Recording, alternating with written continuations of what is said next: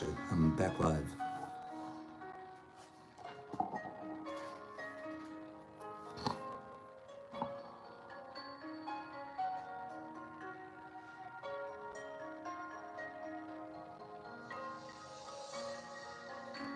Back now, Herbs. This is good. Is it better? Less laggy, less spinny? Are we less laggy and less spinny over here? Spinning, lagging, doing all kinds of crazy stuff. We back? I'm sorry about that. My end, I didn't see any problem. My end, we were looking good. I didn't even know there was a problem out there. Did we finish up okay with the article? Did we finish up okay with the Adana article?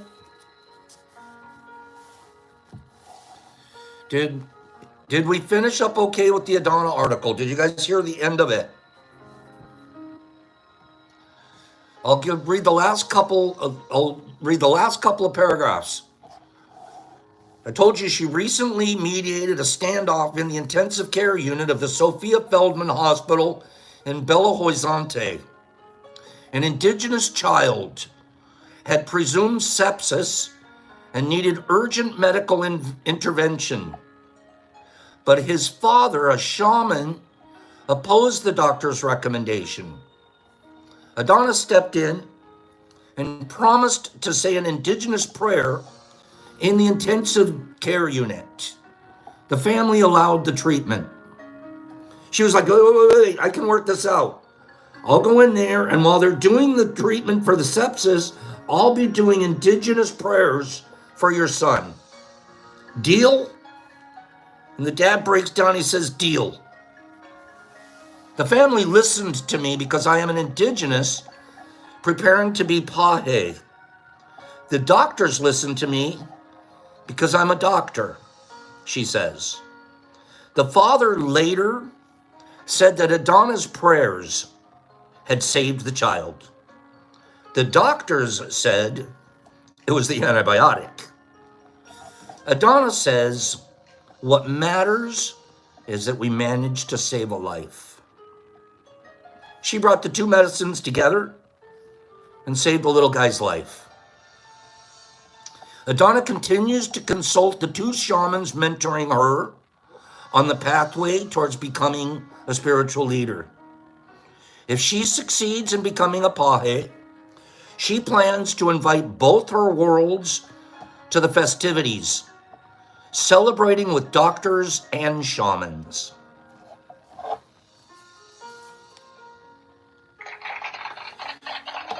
We like Adana. Dr. Adana. Kawandera Adana. Pahe Adana. And that's her current mission right now, is to be an intermediary between the indigenous communities and the medical establishment and educate both sides. And in the meantime, practice healing. So what a gorgeous, beautiful woman. Like I said, when we read and hear about people like this, I like to celebrate them, admire them, and use them as a motivator for me. That's an absolute motivator for me, a woman like this. And I'll never hesitate to want to share people like that with us here. This is a lesson that we had once about 8 or 9 months ago, but it's become current for me recently because I've been having some conversations with some people that they're struggling with the concept of conditional versus unconditional love. Yeah, me too, Sanam. I hope. What a beautiful woman. And she's pretty too. She's really pretty. What a pretty lady. How to be loved. How to be loved.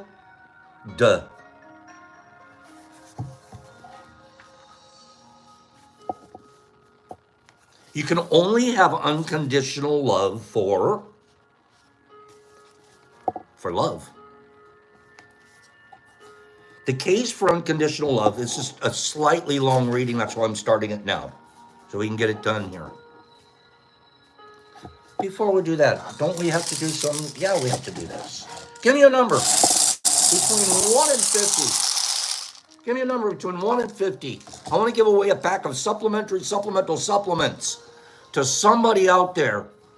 You can put up to 5 numbers on your line at one time. And whoever I see on my screen first, I'll be sending them a package of supplemental supplements. You can put up to 5 numbers on your line at one time. Okay?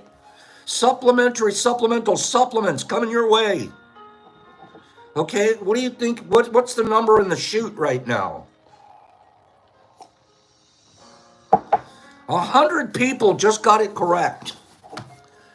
So that means I have to send out 100 packages? 100 people. 100 people said 5. And by golly, by gum, it's a 5. 100 people. I'm going to have to send out 100 packages. No, I'm going to send out 1 package to 1 guy, and he could break it up to 100 people if there's 100 people out there.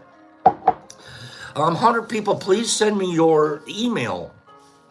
Send me your email, and we'll send 1 package to you, okay? Don't try to fake me out. Pops, you said you're going to send. No, okay? 1 to 100 people. That doesn't even sound. How do I send 1 to 100 people? I'm going to do it. I can figure it out, okay? The chase for unconditional love is a strong force that makes us do many foolish things. We got this idea that love was supposed to be unconditional. And as real life slaps those possibilities out of us, instead of gaining a sense of realism and pragmatism, we double down on our search for the elusive love that exists without conditions. Someone told us the romantic idea that we can be loved without conditions. But then the first time our flawed family, friends, and others showed us that there were conditions to their love, we began looking elsewhere. Maybe we need to be more beautiful, and then people would love us unconditionally. Maybe we need to be more famous, more successful, more accomplished, wealthier. The list goes on. But it becomes a driving force, that list. It becomes an ultimate why to the choices that we make. Listen to this. The truth is that no matter how many people know you exist, the same percentage will love you. The comment section of my work is usually 95% love, 3% hate, and 2% trying to sell me stuff. It doesn't matter if I have 100 people in my life or 100,000. What we fail to remember is that 3% of them hate.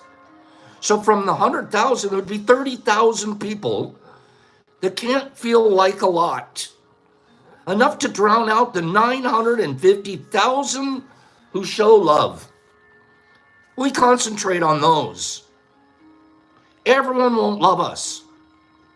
Even if 100% of the people we met actually did, we'd start beginning to question what's wrong with them for loving a klutz like us.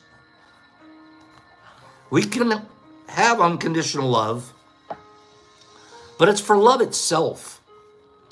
We can place faith in love unconditionally, knowing that even when things don't work out, we're not going to abandon our ability to tap into love. Because it didn't work out doesn't mean you stop. It means you keep practicing. You'll get better at it. No one can take away our ability to love. It can only be forfeited. Let me say that again. No one can take away our ability. We can only give it up. We can only choose to not use it. When we realize we're capable of unconditional love, we can spend more time tapping inward instead of seeking it from others. Love is so encompassing that it can love everything, even things we don't think are worthy of love. I don't have to depend on fairy tales to believe in the power of love. I just have to go into my memories of the times I loved the most. I remember our mornings every day.